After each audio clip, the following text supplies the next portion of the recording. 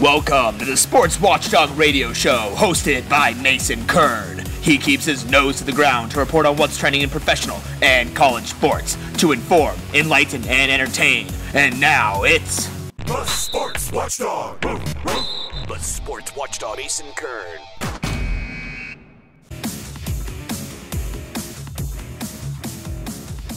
Hey everyone, welcome to the Sports Watchdog radio show on NBC Sports Radio AM 1060 Phoenix. I'm Mason Kern here with you every Sunday from 7:30 to 8 a.m. and I'm obviously certainly glad you decided to join me this morning. And as always, I do have some great stuff in my kennel. Today we're going to be talking to MLB Hall-of-Fame pitcher Ferguson Jenkins, as well as NFL-related author Michael McCormack. I'll also be covering some hot NFL offseason news, and for you basketball-specific fans, interesting happenings on the hardwood.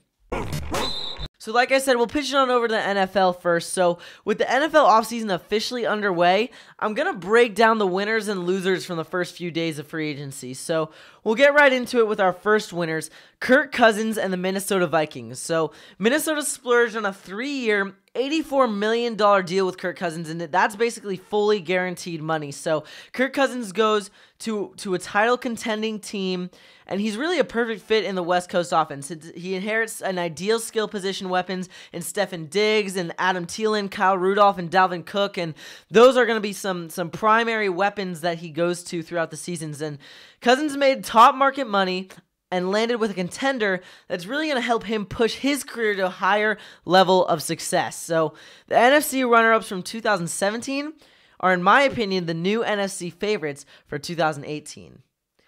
Next up, winning, I have the Chicago Bears. So with Allen Robinson, the Bears got the complete, young, number one wideout they needed for Mitchell Trubisky. With Trey Burton, they got an up-and-coming pass-catching tight end from a similar Philadelphia Eagles offense. With Taylor Gabriel, they got a versatile cog they will use in a variety of different ways. New coach Matt Nagy and GM Ryan Pace are copycatting really what I think the Philadelphia Eagles' Doug Peterson and Howie Roseman did for their QB taken number 2 overall, which is really pouring on the help for him.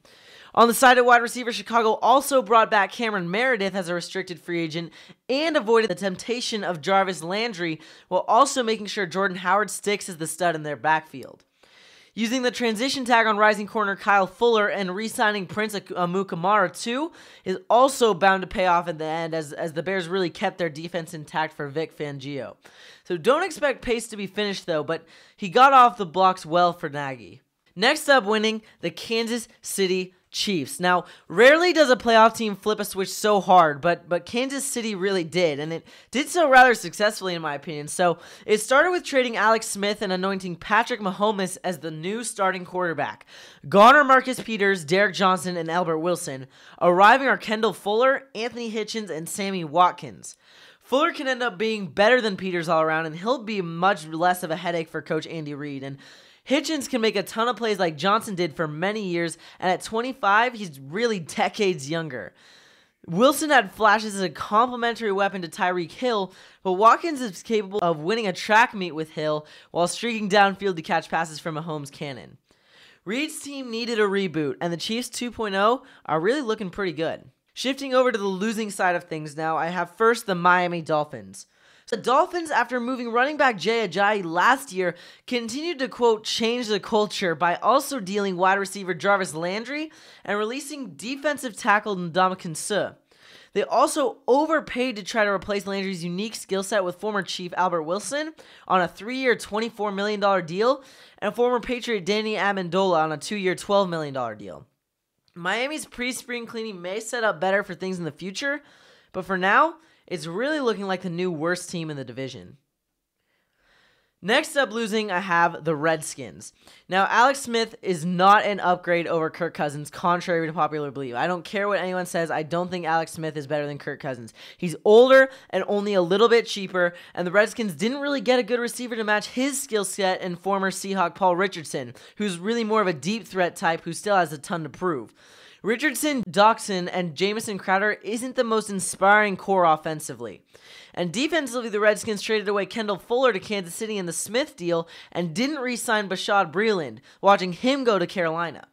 They also may not be able to either re-sign linebacker Zach Brown or a comparable replacement. So a lot of stuff going wrong. Washington is downgraded really by both spending and not spending so far this offseason. And lastly, my losers, the Arizona Cardinals and the Seattle Seahawks. The Cardinals just became the latest team to overpay Sam Bradford for 1 year at a reported $20 million contract. Now, of all the stopgaps they could have gotten for their post-Carson Palmer QB void, an older guy who can't stay healthy is not a good short-term investment. They're going to take their lumps in the division in 2018, so saving money and thinking long-term would have been the better route, in my opinion. So what else can one say about the Seahawks? Earl Thomas is the last man standing in the Legion of Boom, and the defensive line rotation is without Michael Bennett. So far, Russell Wilson has not gotten line or receiving help by Richardson, by Jimmy Graham, as even more of a burden falls on him to carry the offense and the entire team out of mediocrity. As always, hit me up on social media and let me know what you think about these and other trending sports topics at @SportsWatchdog on Twitter and at @TheSportsWatchdog on Instagram, Facebook, and YouTube as well. But for now, don't go anywhere. The Sports Watchdog radio show on NBC Sports Radio AM 1060 Phoenix will be right back after this short break. Be prepared for those rainy days with Weatherman, the only umbrella blending unmatched quality with smart technology and ingenious design led by meteorologist Rick Muth. The Weatherman app pairs with Pebble Bee Bluetooth tracker to detect the forecast, then provides alerts when you need to take your umbrella along. A tracker always ensures you always know where to find your umbrella when needed. Visit weathermanumbrella.com to learn more. Welcome back. Once again, you're listening to the Sports Watchdog radio show on NBC Sports Radio AM 1060 with me, your host, Mason Kern. Welcome back. Once again, you're listening to the Sports Watchdog radio show on NBC Sports Radio AM 1060 with me, your host, Mason Kern. Joining us now is an extremely exciting guest. That would be MLB Hall-of-Fame pitcher Ferguson Jenkins. Fergie originally signed with the Philadelphia Phillies in 1962, when 5 years later, the Chicago Cubs took him out of the bullpen and converted him into a star starting pitcher. In 1967, during his first year as a starter, the right-hander notched 20 wins alongside a 2.80 ERA and 236 strikeouts. That year, he tied for second place in voting for the Cy Young Award. The following season, he again won 20 games, had an ERA of 2.63, and struck out 260. From 1967 to 72, Jenkins won 20 or more games each year, striking out more than 200 in every season and averaging 314 innings pitched. He also threw 97 complete games over that time span. Fergie's best year came in 1971 when he successfully earned the National League Cy Young Award. He went 24-13, throwing a complete game in 30 of his 39 starts, walking 37 and striking out 263 and 325 innings. I should also mention that Fergie was also the first Cubs pitcher and the first Canadian to ever win the Cy Young. In 1974 with the Texas Rangers, he had a career-high 25 wins and became the first baseball player to win the Lou Marsh Trophy, an award given each year to Canada's top athlete. He was inducted into the Canadian Baseball Hall-of-Fame in 1987, which was all earned given that Fergie led the NL in wins 2 times, complete games 4 times, and had the fewest walks per 9 innings in the league 5 times. The right-hander is one of the only 4 pitchers in Major League history to record more than 3,000 strikeouts with fewer than 1,000 walks. So Fergie is here to reminisce about his story time in the MLB and also give some details about a book that he is authoring as well. Hey Fergie, welcome to the Sports Watchdog radio show. Glad you could be here. It's good to be on your show. Thanks for being here, like I said before. So first off, let's just talk about this exciting new book project of yours, a collaboration on a new book about the 1969 Chicago Cubs. So what can you tell us about it? Well, the number one thing is a lot of people have the misconception that the team was tired. We weren't tired, and supposedly the sun was hurting us all day games. We got plenty of hits, so we just got outplayed by the Cardinals and the Mets. And unfortunately, the Mets were the better team in the last 2.5, 3 weeks of the season, and we were second place. And like I mentioned before, like I said, you started out with the Phillies and then moved on to the Cubs. Was there anything in particular that changed in order for you to kind of experience the rise in success that you did? Well, the biggest thing is, Leo DeRosa was the manager of the Cubs. I was in the bullpen with the Philly organization, and when I got traded, Leo kept me in the bullpen for about 50 different appearances, and then later on he gave me some starts. I ended up winning 4 or 5 ball games towards the end of that season. in '66, and then won a spot to be a starter in 1967, and then that's when I put that string of 20 games together.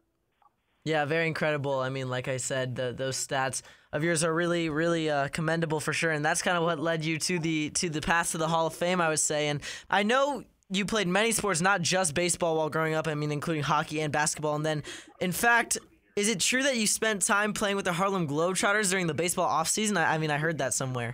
Yes, I played 3 seasons with them, 67, 8, and 9. It was kind of a sports celebrity thing that they wanted me to play about a dozen games. But it went across so great in '67. I ended up playing about 60 ball games, and the next year about the same. I played about 180 games in 3 off seasons, and it was a lot of fun. I was a pitcher in the skit. Meadow Lark hit a home run off me each night.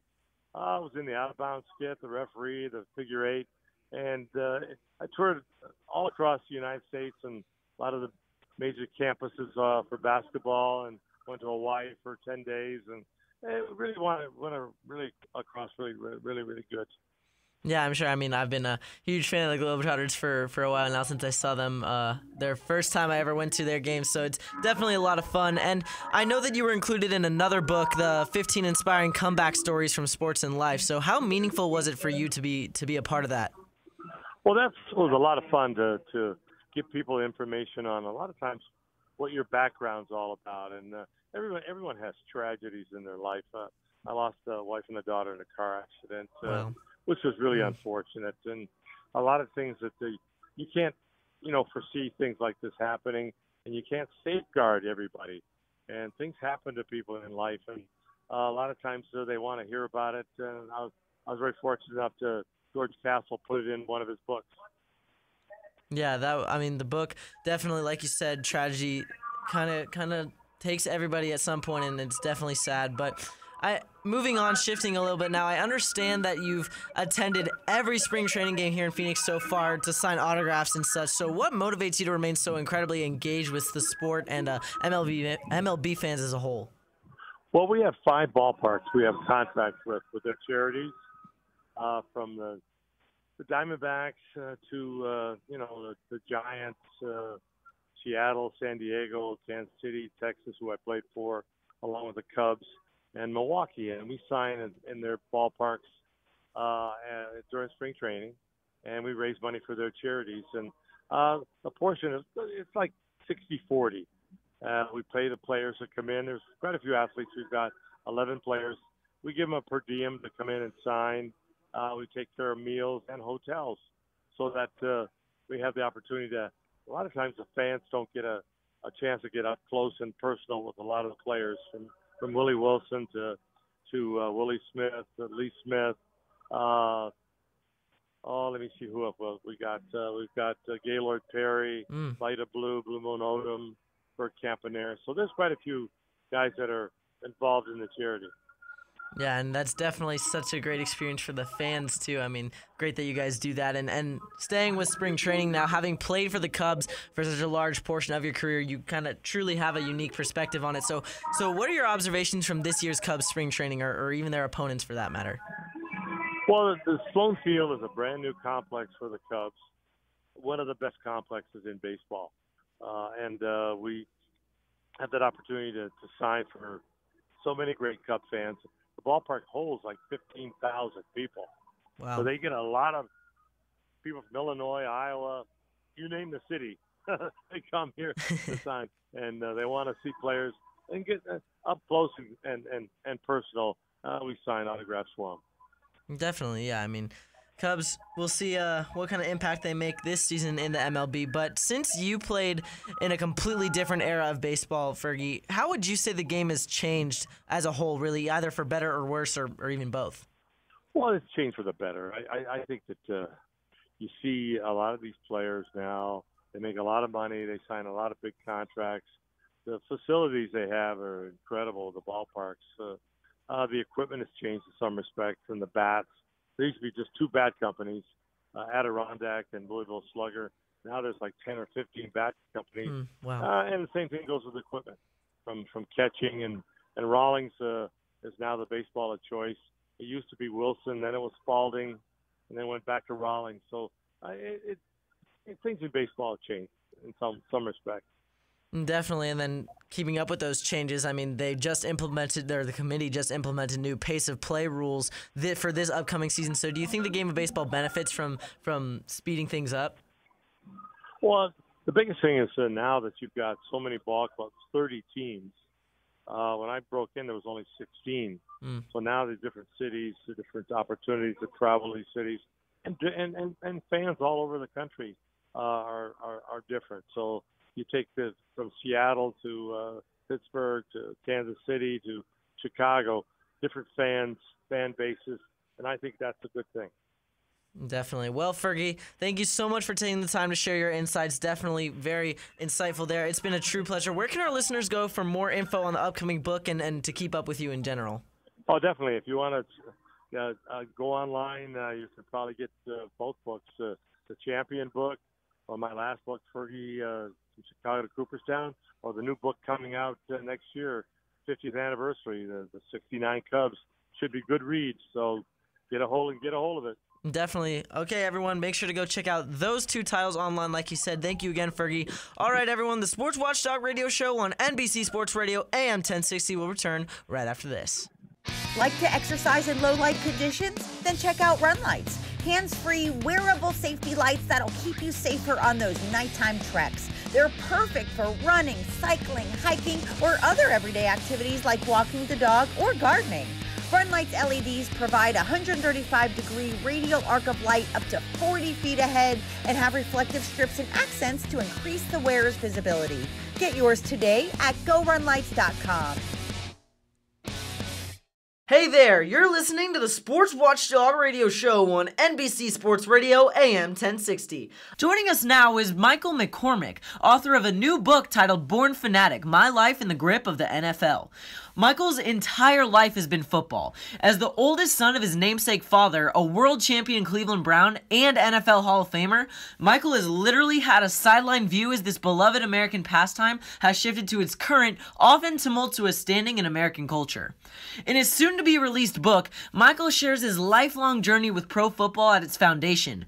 In it, he recalls fond football memories from his past, before national anthem protests and what some regard as propaganda in today's iteration of the NFL, and the way in which the sport molded who he is as both a fan and a person. So I'm glad to have Michael on here today to share some details on his upcoming book and also give us his perspective on the game of professional football as a whole. Hey Michael, welcome to the Sports Watchdog radio show. Hi Mason, thanks for having me. Yeah, once again, thank you so much for coming on the show, giving us some great insight. First, let's start by you telling us a bit about your upcoming book, Born Fanatic, My Life in the Grip of the NFL. I described a little bit about it in my intro, but why don't you tell us what readers can expect from this title? Sure. Well, first of all, most of your listeners, most fans around the country probably aren't real familiar with my father, although I don't know of anyone who's had quite the career in NFL football that he's had. For example, as you indicated, he did it for almost 50 years, starting with his status as a Cleveland Brown world champion, which led him into the Hall of Fame, where Paul Brown, who some of your older listeners might know as the coach of the Browns and the Bengals, Paul Brown declared my father as the finest football player he ever coached at the beginning of his induction in 1984 into the Pro Football Hall of Fame. From there, beyond playing, my dad coached. He was head coach of the Philadelphia Eagles when I was in high school, which was its own circus. Later, he was head coach of the Baltimore Colts when they were still in Baltimore, and I was in grad school. And after that, he went on to the Seahawks, where he was the one on camera who retired the Seahawks number 12 jersey. Some of your listeners might be familiar with my dad as the one who drafted Brian Bosworth, the Boz. And then he wrapped his career as part of the team that brought the Carolina Panthers to Charlotte in the late 70s. He was rewarded for that effort by becoming the president of the Carolina Panthers, and they erected a life-size statue of him outside their stadium in Charlotte. Incredible. So I don't know of any fan, and I emphasize my role as a fan. I am a fan, and literally, as the title of the memoir suggests, I was born a fanatic. He was, my dad Mike was offensive tackle for the Browns when I was born. He blocked for Jim Brown. I met Jim Brown in the Cleveland Browns locker room, so I'm told anyway. But that perspective as a fan all my life, and not just a fan but a fanatic, has really influenced my life since birth, deeply and consistently for, indeed, the entire 50 years of his career. Yeah, I'm sure. I mean, I can assume and imagine that you have so many wonderful stories to tell, and I'm sure there are plenty in your new book. So what are some of the most surprising or interesting revelations in the book that the audience might be able to expect? Well, I would say a couple things. First of all, my journey was a set of lessons about the thrill of victory and the agony of defeat, and the extent to which certainly pro football fanatics enjoy that ride, sometimes get caught up in that ride, and sometimes are miserable from that ride. Because indeed, one of the essential themes of my memoir is what I call the relationship triangle between me, my dad, and professional football. For the longest time, there was really no difference in my mind, in my experience, between my father and pro football. He was really, in some ways, far more a football man than he was my father. And so teasing that apart took some work. And in fact, Mason, to be honest with you and your listeners, the real hard work involved in that didn't occur until after he passed away, which was about 4 years ago. And that's when things got really interesting, to tell you the truth, as I explored my own football fanaticism, trying to understand my relationship with my dad, and came to understand, as I put it now, that professional football, and by pro football I'm talking about NFL management and owners on the one hand, and the NFL Players Association on the other. They're in this together as far as I'm concerned. Pro football has lost sight, in my opinion, based on 50 years plus of experience. Pro football has lost sight of its purpose, the reason why it exists, and that is essentially teamwork. That actually perfectly kind of leads me into my next question. Obviously, today's NFL is so much different than in years past when your father was coaching and when you were a young child following the game, because of all the controversy with the president's comments, the national anthem protests, and all of this kind of stuff. So in your opinion, how have cultural shifts affected the game of football at the NFL level as a whole? Well, you've hit the nail on the head with some of the reasons. I think, to be kind of simple and straightforward about it, sticking with the teamwork theme, I think pro football has contributed to its veer off course by putting too much stock in the celebrity of the game, and hence lost sight of its purpose as the greatest team sport ever invented. The money certainly influences. We're only human, players and owners alike. The celebrity, the fame that goes along with that, it's great, and I don't disrespect anyone's entitlement to reach for that kind of a brass ring. But if pro football does not keep teamwork in its sights as the reason for its existence, it's going to continue to lose fans. You say it's up to the fans, and how the game of the NFL is continuing to lose fans because of all this controversy. So how hard is it to be a fan of the NFL right now? How much does professional football reflect America's challenges as a country as a whole? That is a great question, and I do think there is an analogy to be drawn between pro football and its fractures and the fractures that we're seeing with the country. Indeed, as I've pointed out in conversations like this, American football is quintessentially American, right? It is our sport more than any other. Baseball is becoming basketball. American football is American. And I think there are also for that. But to get back to your good question, I think that it's going to be up to the fans as advocates for the game to see the principles fostered more and more by all the factions that are involved. Well, Michael, I could really talk to you all day as you've lived such a unique and interesting life. Can you tell listeners when the book will be available and where they can find more information on it? Yes. My website is bornfanatic.com. The book itself will be launched on the Tuesday before the upcoming draft. All right, so for our listeners, that would be Tuesday, April 24th when the book drops.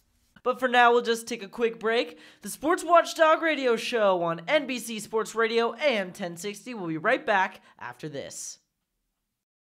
For those seeking serious skills on the green, up your game with Blast Motion Golf, the world's most accurate and consistent real-time motion capture technology for driving and putting. This removable Bluetooth-connected motion sensor attaches to a driver or putter shaft. It analyzes and records putts and full swings for 8 hours, allowing users to quantify progress, view video highlights, and share videos via social networks. Learn more at blastmotion.com. You ready to hoop it up?